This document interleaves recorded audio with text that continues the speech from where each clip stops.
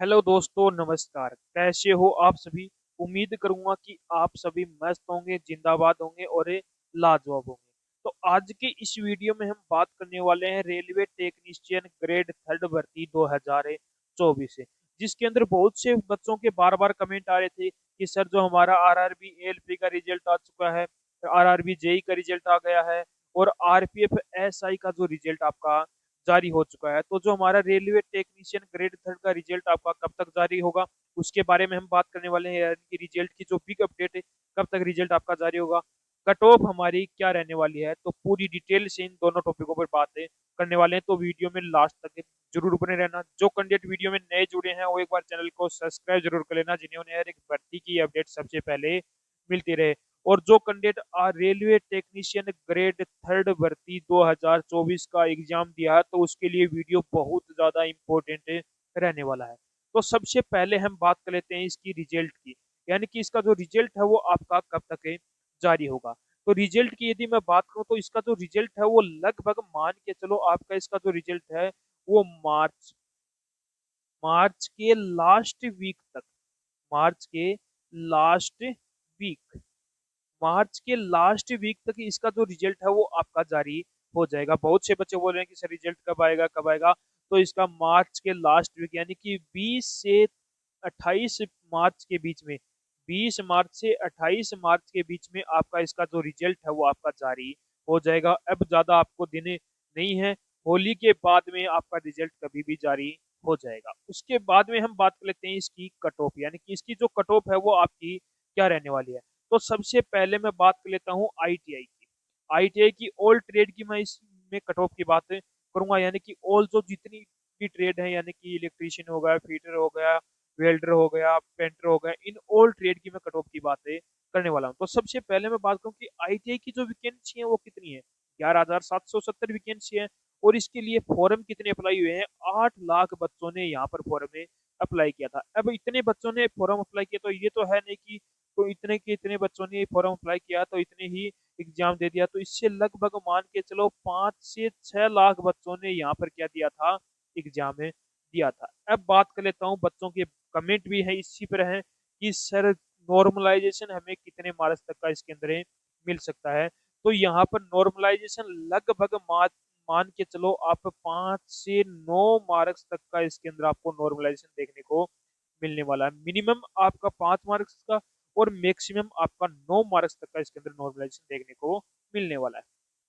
Exam का competition इसके अंदर क्या रहने वाला है, तो एग्जाम का कंपटीशन आपका 70, यानी कि 70 कैंडिडेटों ने एग्जाम दिया है और उसमें से एक कैंडिडेट को यहाँ पर सिलेक्ट किया जाएगा। यानी कि 70 बच्चों ने एग्जाम दिया, उसमें से एक बच्चा ऐसा होगा जिनका फाइनल सिलेक्शन होने वाला है। अब बात कर लेते हैं हम कट ऑफ की, यानी कि इसकी कट ऑफ आपकी क्या रहने वाली है। तो बात करूं जनरल की, तो सबसे पहले मैं जनरल की यदि बात कर लेता हूँ, तो जो मैं ये कट ऑफ बता रहा हूँ, कुछ जोन की कट ऑफ थोड़ी सी से हाई देखने को मिलेगी, लेकिन कुछ जोन की इससे कम आपको देखने को मिलने वाली है। यदि आपके इतने मार्क्स हैं तो ऐसे मान के चलो कि आपके पूरे पूरे चांस हैं कि आपका सिलेक्शन हो जाएगा। तो सबसे पहले बात कर लेता हूँ जनरल की।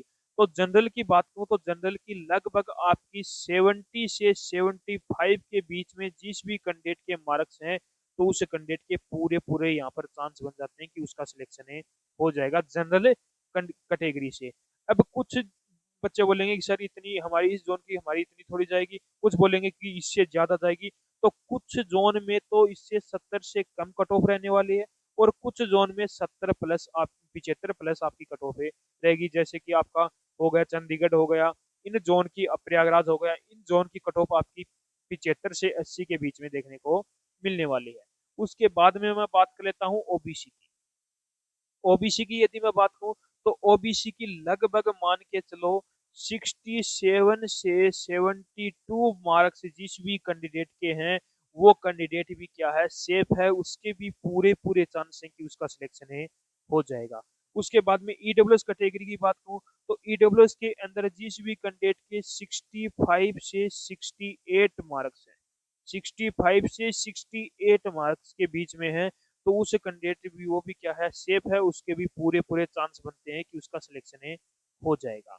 उसके बाद में एससी कैटेगरी की बात करूं तो एससी कैटेगरी के अंदर भी लगभग मान के चलो आप जिस भी कैंडिडेट के 62 प्लस मार्क्स है, जिस भी कैंडिडेट के 62 प्लस मार्क्स हैं, उस कैंडिडेट के भी पूरे पूरे यहाँ पर चांसेस बनते हैं। एसटी की बात करूँ तो जिस भी कैंडिडेट के 58 प्लस मार्क्स हैं, तो उस कैंडिडेट के भी पूरे पूरे यहाँ पर चांसेस बनते हैं। अब बच्चे बोलेंगे कि सर इतनी पीसीएम की कट ऑफ तो 80 प्लस जाएगी, इसकी इतनी कम जाएगी, तो पीसीएम के अंदर बेटा इतने आपकी वैकेंसी तो नहीं है, वैकेंसी 1436 वैकेंसी है और यहाँ पर 11,000 वैकेंसी है। एक बात और, पीसीएम के अंदर आपके लगभग 11 लाख फॉर्म अप्लाई हुए हैं और जो आईटीआई है उसके अंदर 8 लाख फॉर्म अप्लाई है, यानी कि यहाँ पर कंपैरिजन करें तो बहुत कम कंपैरिजन देखने को मिलने वाला है। तो ये आपकी आईटीआई की कट ऑफ हो गई।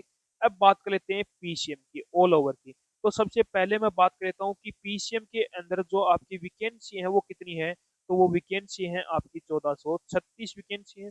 बात करूँ फॉर्म कितने अप्लाई हुए हैं, तो लगभग आपके 11 लाख बच्चों ने यहाँ पर फॉर्म में अप्लाई किया है और इसमें से एग्जाम लगभग 8 से 9 लाख बच्चों ने यहाँ पर क्या दिया है, एग्जाम दिया है। अब यहाँ पर ही देख लो, जो आईटीआई की है उसके अंदर जितने बच्चों ने फॉर्म अप्लाई किया उतने बच्चे थे यहाँ पर एग्जाम दे रहे हैं। अब बात करता हूँ नॉर्मलाइजेशन की, तो यहाँ पर नॉर्मलाइजेशन लगभग 4 से 9 मार्क्स तक का इसके अंदर आपको नॉर्मलाइजेशन देखने को मिलने वाला है। मिनिमम 4 मार्क्स का और मैक्सिमम 9 मार्क्स तक का इसके अंदर नॉर्मलाइजेशन देखने को मिलने वाला है।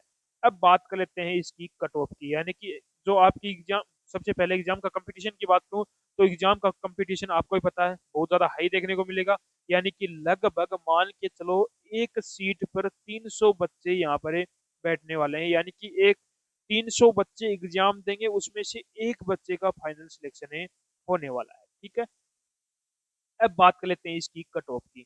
तो कट ऑफ की बात करूं तो सबसे पहले जनरल कैंडिडेट की यदि मैं बात करूं तो जिस भी कैंडिडेट के 81 से 85 के बीच में मार्क्स बन रहे हैं, तो उस कैंडिडेट के भी पूरे पूरे चांस हैं कि उसका सिलेक्शन हो जाएगा, यानी कि वो वहां पर क्या है, सेफ है। 81 से 85 के बीच में जिस भी कैंडिडेट के मार्क्स हैं। उसके बाद में बात करूं ओबीसी की, तो ओबीसी के अंदर लगभग मान के चलो 78 से 82, 78 से 82 जिस भी कैंडिडेट के मार्क्स बन रहे हैं, तो वो कैंडिडेट भी क्या है, सेफ है।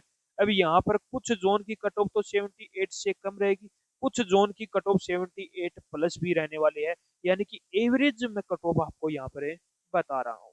उसके बाद में मैं बात कर लेता हूँ यहाँ पर किसकी, ईडब्ल्यूएस कैटेगरी। ईडब्ल्यूएस कैटेगरी की यदि मैं बात करूँ तो ईडब्ल्यूएस कैटेगरी के अंदर लगभग मान के चलो जिस भी कैंडिडेट के 75 से 79 मार्क्स जिस भी कैंडिडेट के बन रहे हैं, तो उस कैंडिडेट के भी यहाँ पर पूरे पूरे चांस हैं कि उसका भी सिलेक्शन हो जाएगा, यानी कि वो कैंडिडेट भी क्या है, सेफ है। एससी की बात करूँ तो एससी के अंदर जिस भी कैंडिडेट के 71 से 76 मार्क्स बन रहे हैं, तो वो कैंडिडेट भी क्या है, सेफ है।